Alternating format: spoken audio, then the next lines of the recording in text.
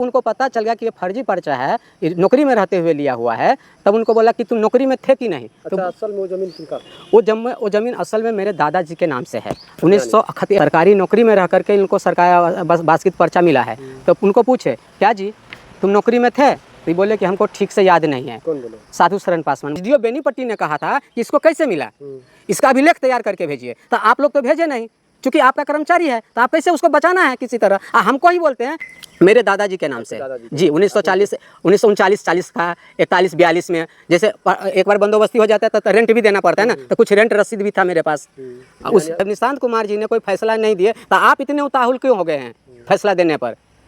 बास्कित पर्चा यही कटाते हैं, ब्लॉक काट के दिया हुआ है उनको। हाँ, ब्लॉक कहीं से नहीं, ब्लॉक इनके कर्मचारी हैं वो, तो कर्मचारी को मदद करना, इनकी अपने कर्मचारी को कोई भी मदद कर देता है। पहले आप अपना नाम बता दीजिए। मेरा नाम सुरेंद्र देवांग पासवान है और मैं सलेमपुर गांव भोज पंटोल पंचायत से आया हूं। क्या कुछ समस्या को लेकर आप ब्लॉक बार बार बिस्फी प्रखंड मुख्यालय में दौड़ रहे हैं? सर, ये हम लगभग 2016 से हम परेशान, हमारा पट्टीदार है, चौकीदार है साधु शरण पासवान।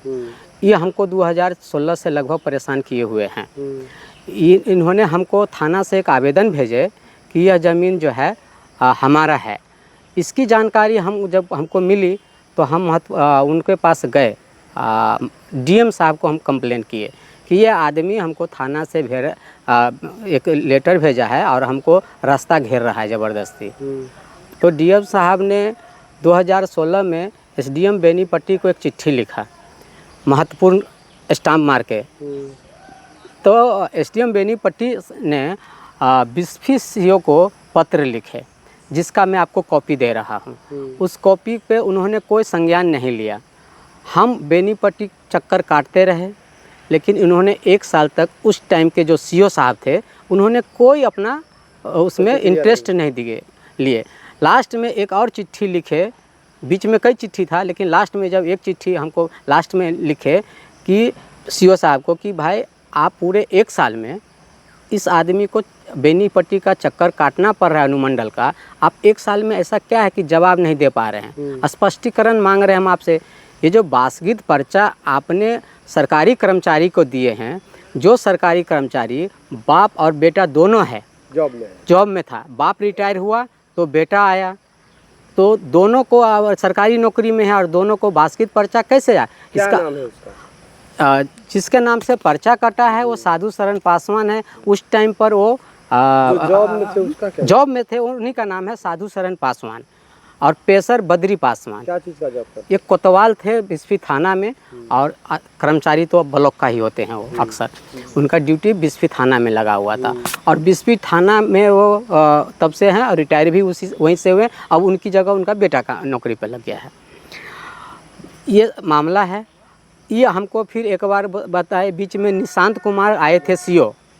निशांत कुमार सीओ आए तो हमको जो है थाना दिवस पे नोटिस गया कि आपको थाना दिवस पे आपको साधु शरण का मामले पर आपको बुलाया जा रहा है। हम थाना दिवस पे आए, निशांत कुमार जी हमसे बोले कि ये बोलता है कि हमको पर्चा कटा हुआ है। हम बोले सर, पर्चा कटा हुआ, ये नौकरी में रहे हैं, ये लोग सरकारी नौकरी में रह करके इनको सरकार बास्कित पर्चा मिला है। तो उनको पूछे, क्या जी तुम नौकरी में थे?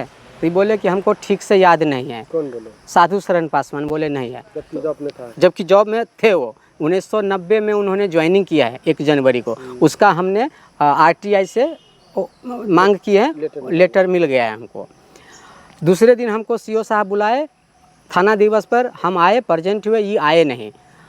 यानी थाना दिवस पे आप पहुँचे हुए? हम पहुँचे, ये हाँ।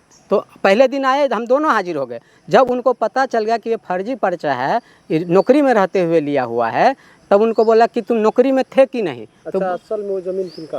वो ज़मीन असल में मेरे दादाजी के नाम से है। 1900 खतियानी ज़मीन है। वो 1940 या कहिए ना 39 के टाइम से ही बंदोबस्ती से प्राप्त है हमको। और नया में बास्किट पर्चा कहीं से बनवा लिया? अब बास्किट पर्चा यही कटाते हैं, ब्लॉक काट के दिया हुआ है उनको। हाँ, ब्लॉक कहीं से नहीं, ब्लॉक इनके कर्मचारी हैं वो, तो कर्मचारी को मदद करना, इनकी अपने कर्मचारी को कोई भी मदद कर देता है।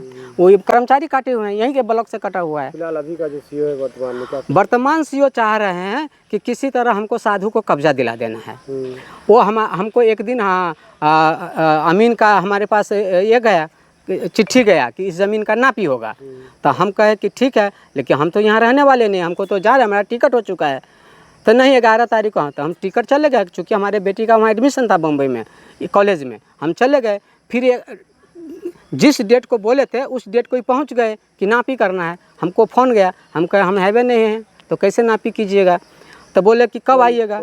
अमीन साहब बोले, सरकारी अमीन। सीओ के साथ में? नहीं, सीओ साहब नहीं जाते हैं, ऐसे मामले में सीओ साहब जाते नहीं, यहीं से चक्रव्यूह रचते हैं वो भेज करके। हाँ हाँ हाँ हाँ, भेजे। हम जो है अभी आए हैं तो हमको कोई सूचना नहीं है। आज अमीन साहब फिर पहुंच गए हाँ, कहे कि बोले हमको बोले कि आपका ज़मीन नापना है। हम कहले कैसे नापिएगा, सूचना दीजिएगा, हम भी अमीन रखेंगे।